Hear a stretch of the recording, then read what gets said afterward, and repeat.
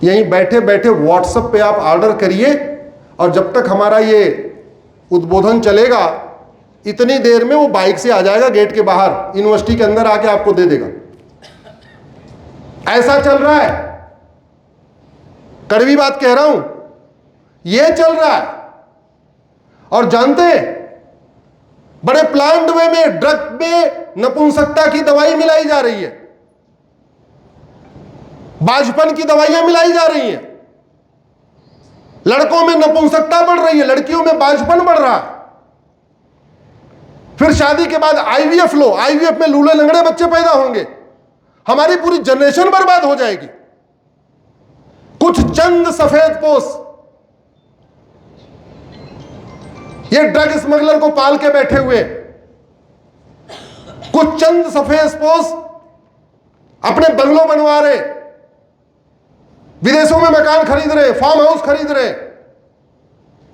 उनसे पूछिए कि नशा तस्करों के खिलाफ सिंगापुर जैसा कानून कब बनेगा भारत में। सिंगापुर में फांसी के अलावा आजीवन कारावास भी नहीं है। सिंगापुर में तो पहले यह व्यवस्था था कि अगर आप सिंगापुर में जैसे एयरपोर्ट पे पास पहुंचोगे, जैसे इमिग्रेशन आप कराओगे, जो लोग विदेश गए होंगे उनको पता होगा इमिग्रेशन करवाना पड़ता है। जैसे इमिग्रेशन करवाओगे, आपके इमिग्रेशन सर्टिफिकेट के पीछे लाल रंग की मुहर लगा देते थे पहले 2000 तक, सन 2000 तक। उस पर लिखा रहता था ड्रग मिलने पे देखते ही गोली मार दी जाएगी। फिर उस पर हंगामा हुआ, कुछ लोगों ने कहा अरे ऐसे कैसे हो सकता है कि ड्रग मिलते ही गोली मार देंगे, ये तो पुलिसिया राज हो जाएगा। तो उन्होंने थोड़ा कानून बदला, बोला ड्रग मिलने पे फांसी दे दी जाएगी। अब गोली नहीं मारेंगे, अब क्या करेंगे, फांसी। और गूगल करके देख लेना, एक व्यक्ति के पास सर 900 ग्राम गांजा मिला। अब वो कहां का हो सकता है, भारत का ही है, तमिलनाडु का था। गया था 900 ग्राम गांजा लेके, कॉलेज के पास खड़ा हुआ था, पकड़ लिया, नार्को पॉलीग्राफ मैपिंग टेस्ट कर दिया, उठा के फांसी दे दिया। दोबारा कोई सिंगापुर में गांजा लेके घूमने की कोशिश करेगा क्या? 900 ग्राम गांजा पे फांसी मिल हो गई। यहां तो 900 ग्राम आपके व्हाट्सएप के ऑर्डर पे ही आ जाएगा। क्यों? ड्रग स्मगलिंग रोकनी क्या, ड्रग स्मगलिंग क्या लाइलाज समस्या है क्या? जोर से बोलिए जरा। हमारे बच्चे बर्बाद हो रहे हैं कि नहीं?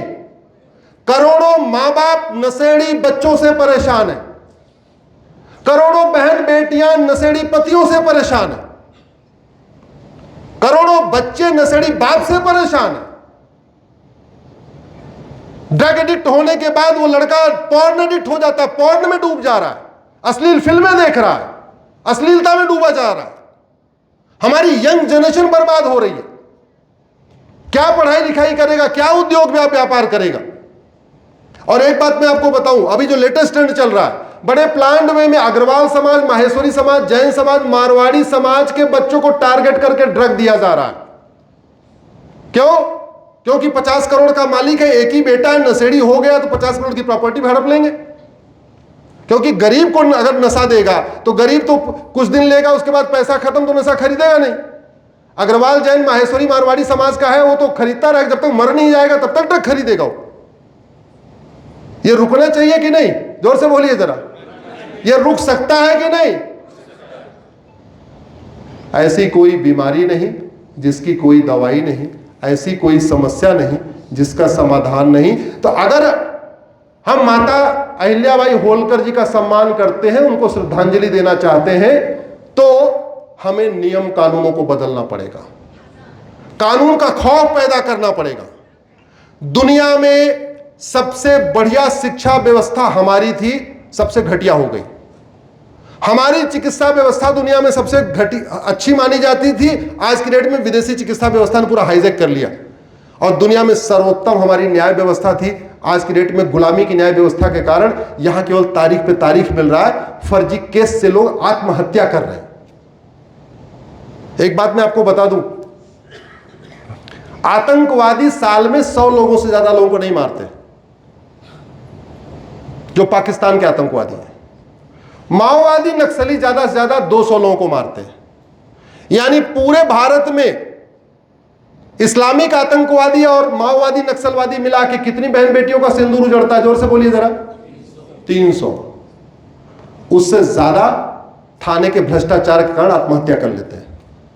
उससे ज्यादा तहसील के भ्रष्टाचार के कारण, लेखपाल के भ्रष्टाचार के कारण, कानूनगो के भ्रष्टाचार के कारण, पेशकार के भ्रष्टाचार के कारण, तहसीलदार के कारण भ्रष्टाचार के कारण आत्महत्या कर लेते।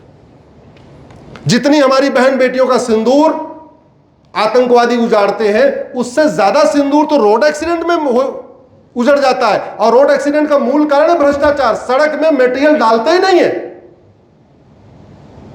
बहुत कम देश हैं जहां हर साल सड़क बनती है, हर साल टूटती है, उसमें एक भारत है। भ्रष्टाचार के कारण लाखों बहन बेटियों का सिंदूर उजड़ रहा है। नकली दूध, नकली घी, नकली पनीर, नकली मावा खा के हजारों बहन बेटियों का सिंदूर उजड़ रहा है। ड्रग के कारण हजारों बहन बेटियों का सिंदूर उजड़ रहा है। लफ्ज 5 लाख बहन बेटियां साल में गायब हो जा रही हैं। 5 लाख साल में। यह गृह मंत्रालय का आंकड़ा बता रहा हूं आपको। और इस 5 लाख में से 3.5 लाख लफ्ज़हात का शिकार हो रही हैं। चीन में लफ्ज़हात क्यों नहीं होता? सिंगापुर में क्यों नहीं होता? भारत में क्यों होता? 1500 परिवारों का पर डे धर्मांतरण हो रहा है। 1500 परिवारों का। एक परिवार में 7 आदमी मान के चलिए, 15 सत्ते 105, लगभग 10,500 या 10,000 हिंदुओं का धर्मांतरण पर डे हो रहा है। चीन, जापान, सिंगापुर में धर्मांतरण क्यों नहीं होता? भारत में क्यों हो रहा है? 6 करोड़ घुसपैठी आके बैठे हुए अरब, दुबई, कुवैत में पाकिस्तानी, अफगानिस्तानी, रोहिंग्या, बांग्लादेशी क्यों नहीं जाते? भारत में कैसे आ गए? लाइलाज समस्या है क्या? कोई भी भारत की समस्या लाइलाज नहीं है। भारत की कोई भी समस्या पूरी दुनिया में नहीं है। और एक मैं अंतिम उदाहरण आपको देता हूं। कोरोना याद करिए आप। कोरोना के समय कौन सा अपराध चल रहा था? कोरोना के समय चोरी, लूट, झपटमारी थी क्या? जोर से बोलिए जरा। नहीं। क्यों? क्योंकि चोर, लूट, झपटमार के मन में डर था, हाथ लगाऊंगा तो मर जाऊंगा। कोरोना के समय बलात्कार हो रहा था क्या? नहीं। बलात्कारी के मन में खौफ था, किसी बेटी को हाथ लगाऊंगा तो मर जाऊंगा, कोरोना आ जाएगा। ड्रग स्मगलिंग हो रही थी क्या? नहीं। नोट को हाथ ही नहीं लगा रहे थे। क्यों? कहीं नोट से कोरोना आ गया, पकड़ लेगा, मर जाऊंगा। कोरोना के समय भारत में रामराज्य था। न घूसखोरी, न कमीशनखोरी, न जमाखोरी, न मिलावटखोरी, न कालाबाजारी, न नशा तस्करी, न मानव तस्करी, न झपटमारी, कुछ भी नहीं था। क्यों? किसका खौफ था? जोर से बोलिए जरा। कोरोना का। अगर हम कोरोना जैसा कानून बना दे, कानून का खौफ पैदा कर दे, रामराज्य आ जाएगा कि नहीं? जोर से बोलिए जरा। यही मेरी कोशिश है। इसी के लिए मैं घूमता रहता हूं। Monday to Friday Supreme Court रहता हूं, सैटरडे संडे आप लोगों के बीच में रहता हूं। यहां बुलाने के लिए मैं पूरी टोली का धन्यवाद देता हूं। माननीय प्रधान प्रचारक जी ने हमें बुलाया, शायद दिख नहीं रहे, कहीं और होंगे, उनको विशेष रूप से मैं धन्यवाद देता हूं। आप सब लोग सुनने आए, आप सबको धन्यवाद देता हूं, प्रणाम करता हूं। सोशल मीडिया पे हमसे जुड़ सकते हैं आप। फेसबुक, ट्विटर, इंस्टाग्राम, यूट्यूब, हर जगह उपलब्ध रहता हूं। क्योंकि हर जगह जाना संभव नहीं है, इसलिए सोशल मीडिया का उपयोग करने लग गया हूं। मेरी कोशिश है कि भारत बच जाए, क्योंकि भारत जिस अराजकता की तरफ जा रहा है, जिस तरीके से डेमोग्राफी बदल रही है, इसका परिणाम 25 साल के बाद समझ में आएगा। सांप तुम्हारे बिस्तर के नीचे भी है, सांप मेरे बिस्तर के नीचे भी है। तुम आराम से सो रहे हो क्योंकि तुमने देखा नहीं, और मैं बेचैन हूं क्योंकि मैंने नीचे झुक के देख लिया। दुर्योधन का ननिहाल गंधार 1805 में पंडित नंदराम टिक्कू प्रधानमंत्री थे। बहुत तालाब बनवाए, बहुत बावड़ी बनवाई, सोने चांदी का सिक्का चलवा दिया। 10 साल के बाद खदेड़ दिया गया। अब वहां कोई हिंदू नहीं बचा है। राजा भरत का ननिहाल, जहां से माता कैकेयी आई थी, 100% हिंदू हुआ करते थे, आज के डेट में पाकिस्तान कहलाता है। ईस्ट बंगाल बांग्लादेश कहलाता है, वहां से भी हिंदू खत्म होने वाले हैं। भारत के 9 राज्यों से हिंदू खत्म हो चुके हैं। 800 जिलों में से 200 जिलों में खत्म हो चुके हैं। 6000 तहसीलों में से 1500 तहसील में खत्म हो चुके हैं। बॉर्डर पे कुल 300 तहसीलें हैं, उसमें 300 की डेमोग्राफी बदल गई है। आपके मध्य प्रदेश का ऐसा कौन सा जिला है जहां ये मुझे बताओ लफ्ज़ जिहाद नहीं हो रहा है, लैंड जिहाद नहीं हो रहा है, ड्रग्स जिहाद नहीं हो रहा है, रोहिंग्या नहीं आ रहे हैं, बांग्लादेशी नहीं आ रहे, पाकिस्तानी नहीं आ रहे, अफगानिस्तानी नहीं रह रहे। पर डे 1,000 बेटियां लफ्ज़ जिहाद का शिकार हो रही हैं। पर डे 10,000 हिंदुओं का धर्मांतरण हो रहा है। ड्रग के कारण नपुंसकता बाजपन बढ़ रहा है। 6 करोड़ घुसपैठिए आके बैठे हुए हैं। हमारे बच्चों का भविष्य सुरक्षित नहीं है। मैं तो कई बार पब्लिकली कह चुका हूं, आज फिर से अंत में दोहराता हूं। मैं भारत के सभी नेताओं से पूछता हूं कि इंद्र कुमार गुजराल साहब, मनमोहन सिंह जी और आडवाणी जी को अपना मकान, दुकान, खेत खलिहान, उद्योग, व्यापार छोड़ के क्यों भागना पड़ा? इस देश के खिलाड़ी सोचें कि लाला अमरनाथ और मिल्खा सिंह को अपना मकान, दुकान, खेत खलिहान छोड़कर क्यों भागना पड़ा।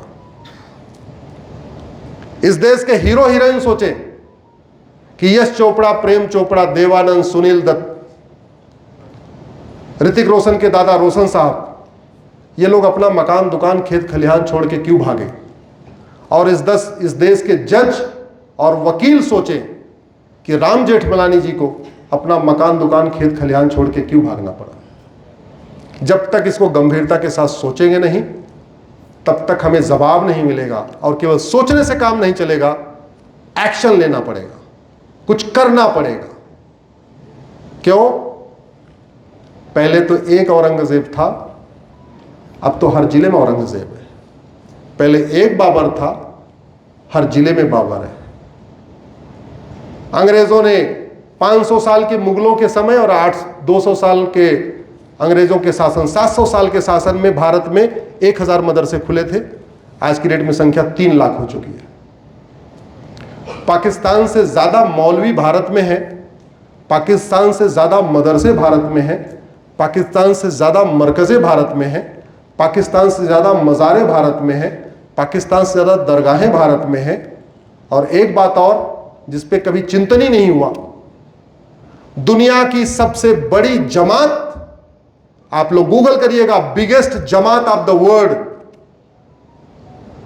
दुनिया के सबसे बड़ी जमात जो 150 देशों में काम करती है, उसका मुख्यालय भी भारत में है। संघ को काउंटर करने के लिए वो जमात बनी थी। 1925 में संघ बना था, 1926 में वो जमात बनी। 150 देशों में काम करती है। उस जमात को अरब ने बैन किया हुआ। अरब परेशान है कि हमारे लड़कों को रेडिकलाइज कर देगा, और वो भारत में फल फूल रहा है, घूम रहा है, सब घूम रहे हैं। आप लोगों के पास व्हाट्सएप है, आप गूगल करके देख लेना, biggest Jamaat of the world. हमारे लिए खतरा ज्यादा है या कम है? जोर से बोलिए जरा। मेरा मानना है पाकिस्तान और आतंकवाद हमारे लिए 1% खतरा है। 99% खतरा अंदर है, जिसका इलाज करने पे गंभीरता के साथ काम करने की ज़रूरत है, सीरियस करने की ज़रूरत है। और अभी नहीं कर पाए तो कुछ दिन के बाद बीमारी क्या हो जाती है? लाइलाज। डॉक्टर अच्छा हो